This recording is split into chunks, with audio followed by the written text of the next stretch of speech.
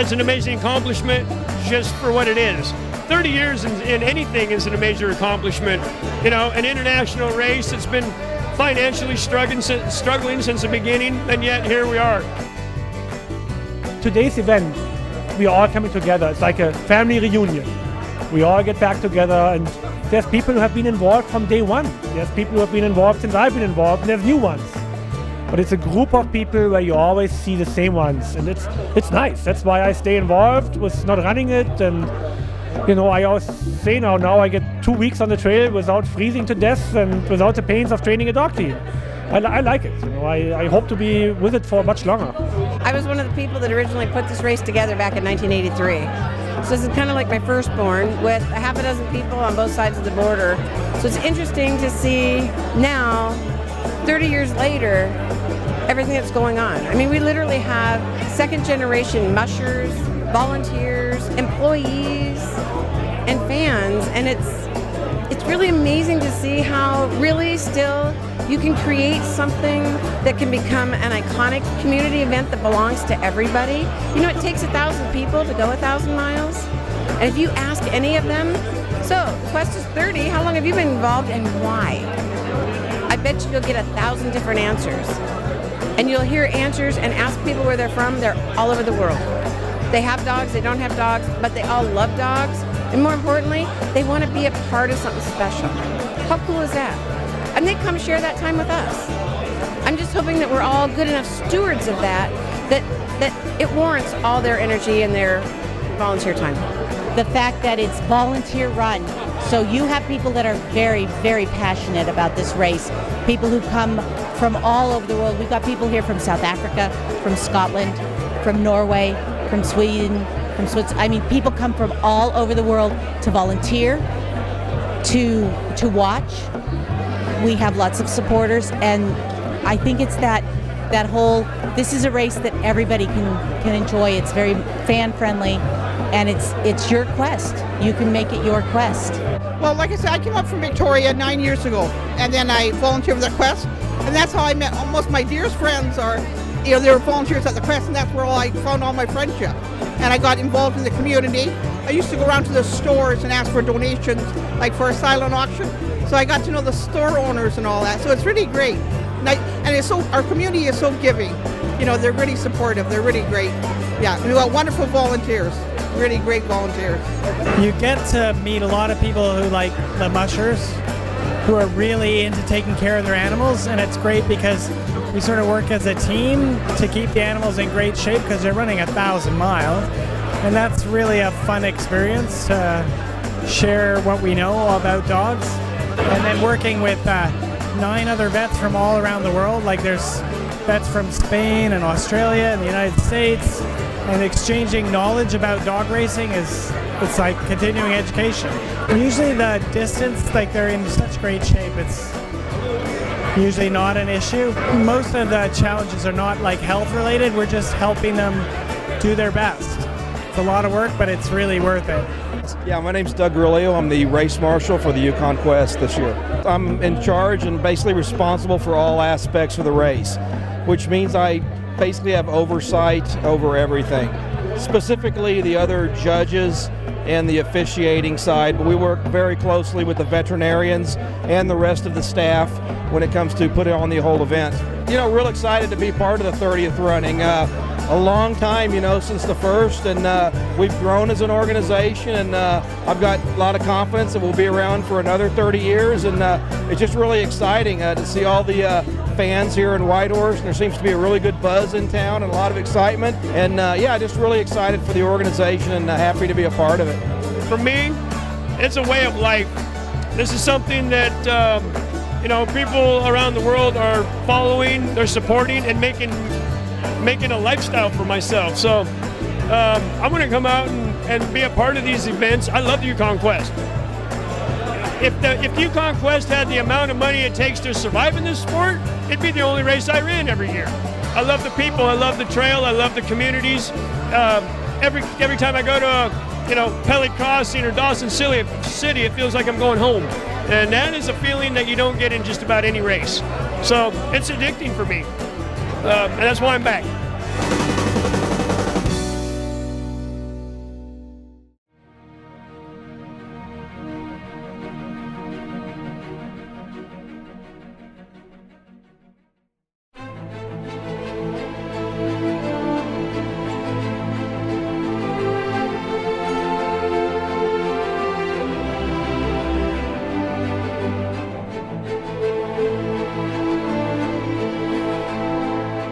And what brings you to Whitehorse this week? Yes, the Yukon Quest. I'm from Austin, Texas. I know nothing about dog sled races. It's fascinating. I'm loving it. It's so much fun to engage in a completely new experience like this.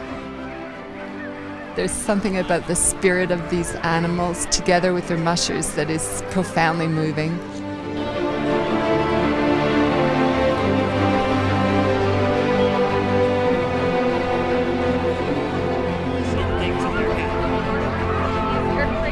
Five, 4, 3, 2, 1, go.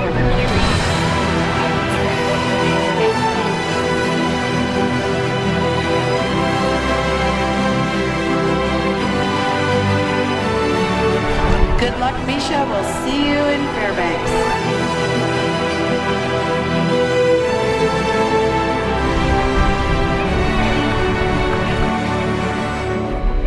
I told my handlers to run over and grab me some cheeseburgers here, stuff my pockets, and they phoned and they're like, I'm at McDonald's and they're not serving hamburgers, they're only breakfast right now, so I told them not to worry about it. Yeah, I've had some people ask me, oh, you gonna do anything crazy, you know, going out? But no, I just want to get out there and get headed down the trail, and then I feel relaxed after that. They're fired up, they're ready to go. Yesterday they were crazy, so I think we just want to get on the trail now and get going, burn off some of that energy. My dream's maybe top 10, but you know, it's a pretty big goal, so we'll see how it goes. I want to thank, you know, all my sponsors and all the people in Dawson that are rooting for me. Hopefully I'll be there sooner than later, so you know, have a beer waiting for me. Let's hear it officially. Please welcome bib number 1, Brian Wilhelm from Dawson City.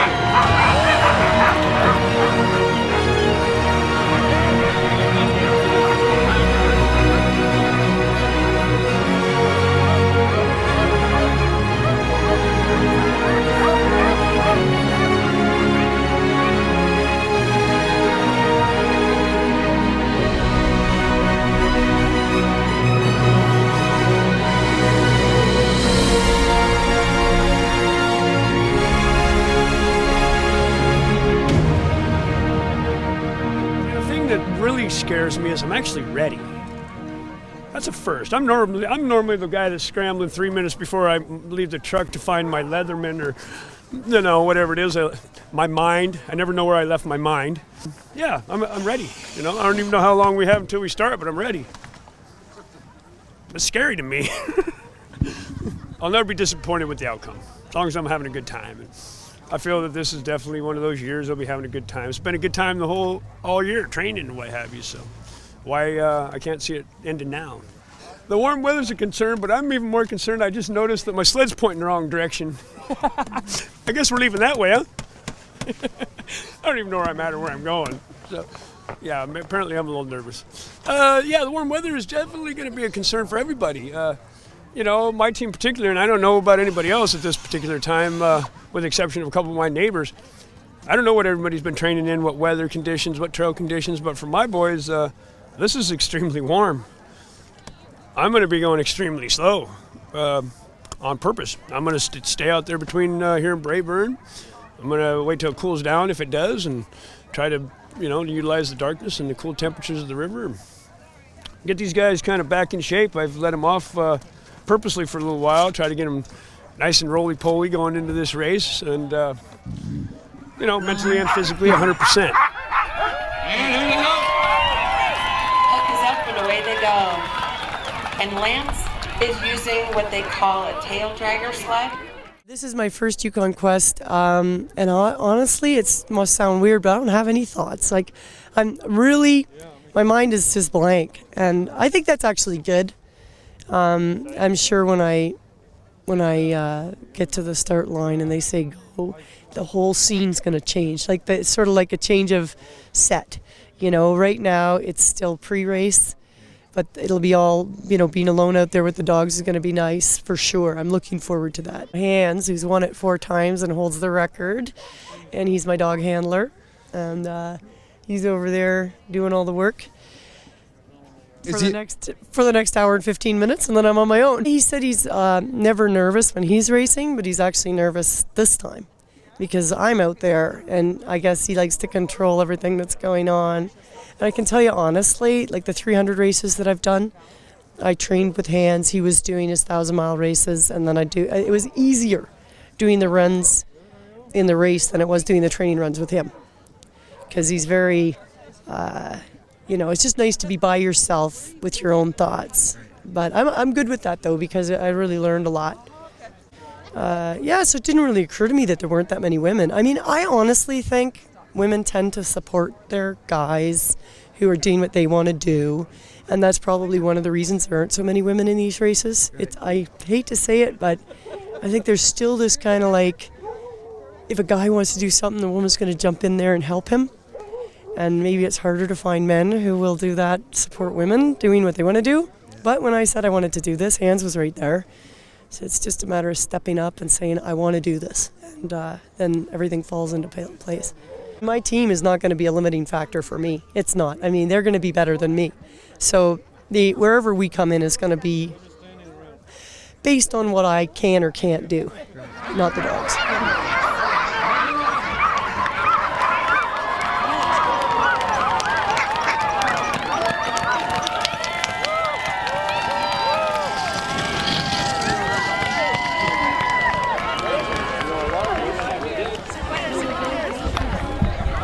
It doesn't really matter where you start this race. It's 1,000 miles long, so you know it's a long race ahead of us. It's a solid group of dogs. You know, I've run this race 6 times, and this group is I've bred, raised, and trained almost every dog in this team. So we've got the ultimate bond. It's pretty much the same team as last year. A few additions from my handler who ran the quest with my puppies last year. So it's a very strong dog team, and it's up to me to manage them very well and get down the trail in a safe manner. All my friends and family, my sponsors, my handlers, Steve and Josh. I wouldn't be out here without the support of all those my friends and family especially. Yeah, we got a real competitive team this year, and I'm looking forward to traveling on the trail. You know, it's a competitive field. There's no doubt. I mean, you got Lance Mackey and Jake, and you know, I mean, all these guys. I don't even want to list them because I'll forget somebody. But there's competitive guys all around, and we got defending champion Hugh Neff. I'm just hoping I'm in the group. You know, that's the ultimate goal, is to travel with these guys and have fun with my dogs. You know, I think everybody here, that's why we're all kind of humbled. We just want to have fun with our dogs, and you know, the warm weather's a little bit scary. I'm hoping for some colder weather. You know, that's the ultimate for the dogs, is when it's nice and chilly, but we can't change the weather. So you guys keep a positive attitude. That's my motto, is keep a positive attitude, and if you do that, your dog's going to be happy and healthy all the way to the finish. He's also knows his way around the trail. He was on the distance manager last year. It was great to see.